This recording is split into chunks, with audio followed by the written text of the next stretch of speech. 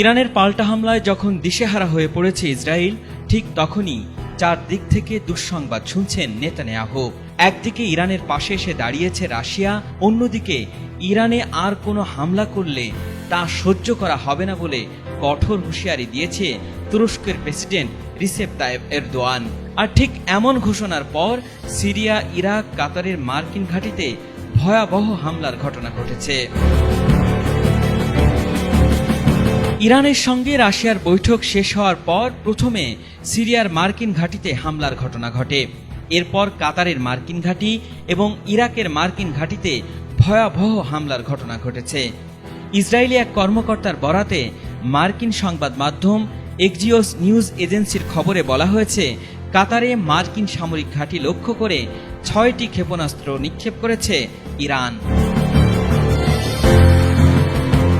তেহরানে হামলার পর Donald Trump ভেবেছিলেন ইরান হয়তো যুদ্ধবিরতির প্রস্তাব দিয়ে যুক্তরাষ্ট্রের কাছে মাথা নত করবে, কিন্তু ট্রাম্পের এই ধারণার বিপরীতে হাঁটছে ইরান। রাশিয়ার সঙ্গে বৈঠক করার পর পুতিনের আশ্বাসে ইরানের শক্তি যেন দ্বিগুণ হয়ে গেছে। আর সেই সঙ্গে তুরস্কের প্রেসিডেন্ট রিসেপ তাইয়েপ এরদোয়ানের ইরানের পক্ষ নিয়ে হুঙ্কার দেওয়ার পরে পাল্টে গেছে এই যুদ্ধের চিত্র। তবে কি তৃতীয় বিশ্বযুদ্ধের মুখোমুখি হচ্ছে সারা বিশ্বের মানুষ? যুক্তরাষ্ট্র তেহরানে হামলা চালানোর পর থেকেই মধ্যপ্রাচ্যে থাকা মার্কিন ঘাঁটিগুলোর নিরাপত্তা বলয় বাড়িয়েছিল, কিন্তু সেই নিরাপত্তা বলয় যে কোনো কাজে দিচ্ছে না। অতর্কিত হামলায় ইরাক, সিরিয়া, কাতারে থাকা 3টি মার্কিন ঘাঁটি নাস্তানাবুদ হয়ে গেছে, এইটি তার প্রমাণ। এই হামলায় তাৎক্ষণিকভাবে কোনো হতাহত কিংবা ক্ষয়ক্ষতির বিষয় কিছুই জানায়নি যুক্তরাষ্ট্র। তবে এই হামলায় মার্কিন ঘাঁটিতে বিরাট বিস্ফোরণের শব্দ শোনা গেছে এবং এলাকা জুড়ে উত্তেজনা ছড়িয়ে পড়েছে।